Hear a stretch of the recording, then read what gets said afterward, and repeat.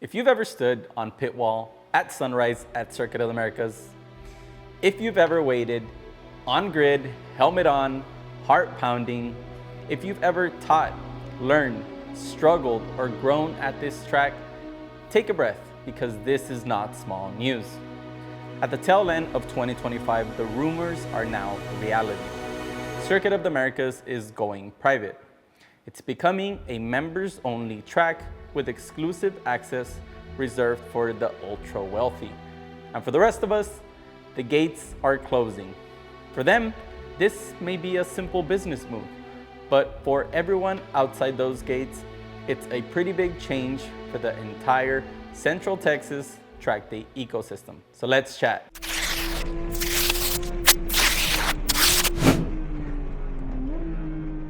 Let's be 100% clear. This does not mean fewer track days. This does not mean price increases. This is the end of public track day access at COTA as we know it. Circuit of the Americas is transitioning to a members-only model with access reportedly available to members for 200 plus days a year. On their new website, they state that major events like Formula One, MotoGP, NASCAR, and WEC will stay. The biggest names in motorsport will still roll through there, but the drivers who built their skill there, the coaches who built their careers there, the shops that survived because of the steady flow of traffic, they are suddenly on the outside. A lot of people don't realize how many livelihoods quietly orbit this place. Coaching at COTA isn't a hobby for many, it's living money. When a COTA weekend disappears, that income doesn't magically reappear somewhere else. And the shops, the alignment guys, the track prep crews, the race shops barely hanging on in today's economy, they don't lose business. They lose margin they don't have. Honestly, it feels like some of these places are already one slow season away from closing their doors. And this just made that season a lot closer. For us drivers, this stings in a different way. COTA has always been that track, the bucket list circuit, the place you measure yourself against the professionals. You didn't need to be wealthy, you needed commitment, seat time, a willingness to learn, and a willingness to give back by sharing what you've learned with newer drivers coming into the sport. A lot of people spent years investing money, time, and effort just to be here and eventually offset some of the costs by instructing for HPDE events like Chin, Edge Addicts, and the Porsche Club. Now that I've mentioned event organizers, let's talk about them for a second. Some are national organizations, so they'll feel this less. Some run multiple tracks across Texas and the country. Chin, for example, covers much of the East Coast. Losing one track won't cripple their business, but even they ran 4 or 5 events here last year. But for organizers like Edge Addicts, where their entire business is reliant on COTA, this is a big deal. Now, if I'm being completely honest, COTA could be kind and come out and say, since this is the last year open to the public, we're going to release more HPDE weekends in 2026. But the reality is, COTA is already packed. Most events, especially outside of peak summer, are completely full, often with close to 50 cars on track in a single session. I love seeing it, but there's simply no more capacity. In the paddock right now, emotions are raw. I'm hearing reactions from coaches who depend on COTA weekends, drivers who save all year for one big event, and shop owners watching their calendars nervously. What I'm not hearing, at least in my close circle, is a lot of ultra-wealthy people saying, this is exactly what we wanted. Listen to what boss man John has to say. He's honestly the only person close to me who could comfortably afford this. I think it's not happening. Okay. If there was an over and under, I'd be betting on the under, and I think I would win. It's just not, I don't think it's a good plan. They keep saying, the people that are promoting it, and Tim was sort of promoting it, that it's going to make so much economic sense for COTA. Yeah, well, it might, but so would somebody just handing them $50 million would make a lot of economic sense. And that's what they're expecting people to do that have never come to the track, And he admitted that. The people they're going to get this money from have never tracked on COTA because they don't want to be with the people like us.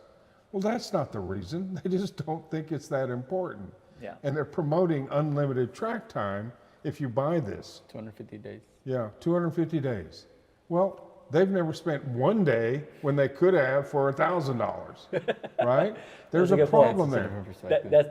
That's a good point, because we didn't talk about that, right? Mm-hmm. For $1 million, and that's just for the initial backers, right? Right. Supposedly it's supposed to go up. Like I said, take that all with a grain of salt.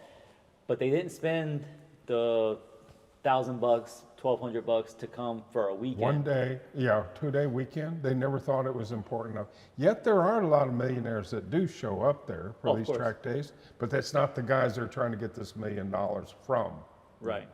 And for him to say all of a sudden you're going to see a bunch of 100 millionaires that paid $1 million start showing up on track day on their track days, I don't think I don't think it's a valid argument. What did one of them say?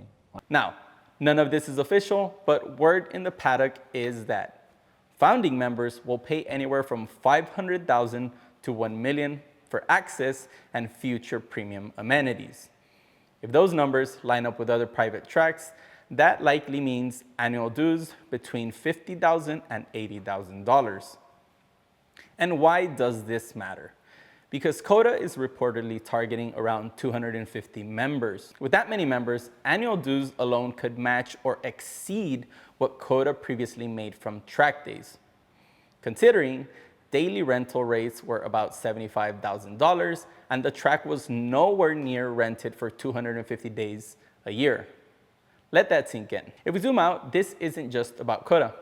Look around the country. What happens when access disappears? Fewer tracks, higher cost, higher barriers, smaller communities, and eventually fewer new drivers, fewer passionate people. Because at some point, this becomes impossible. I really don't want to be that guy who talks about COTA the way all my friends talk about TWS. Gone forever with nothing we can do about it. Let me be clear, this isn't anger, this isn't outrage bait, it's grief because something important, something that took decades to build for a lot of people, might be lost. COTA is a place where regular people became better drivers, better instructors, and better versions of themselves. Yes, COTA will still exist, but it won't exist the same way. Now, we have heard promises of a smaller track being built across Elroy by COTA for us HPDE junkies, but honestly, COTA struggles to keep the main surface straight. What makes us believe they'll care for a secondary surface? And even if they do, why would we accept that when Texas already has great tracks like Eagles Canyon Raceway up in Dallas, MSR Crescent, and potentially a refreshed MSR Houston? If COTA matters to you, this conversation matters. So please leave your thoughts below.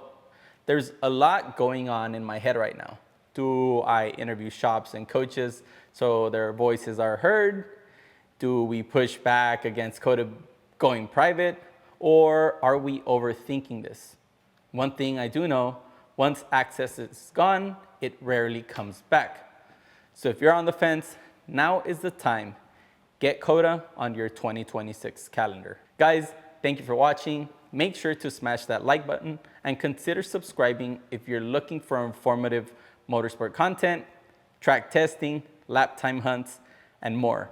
If you've got questions or thoughts, leave them below and I will make sure to get back to you all. As always, I'll see you guys at the racetrack.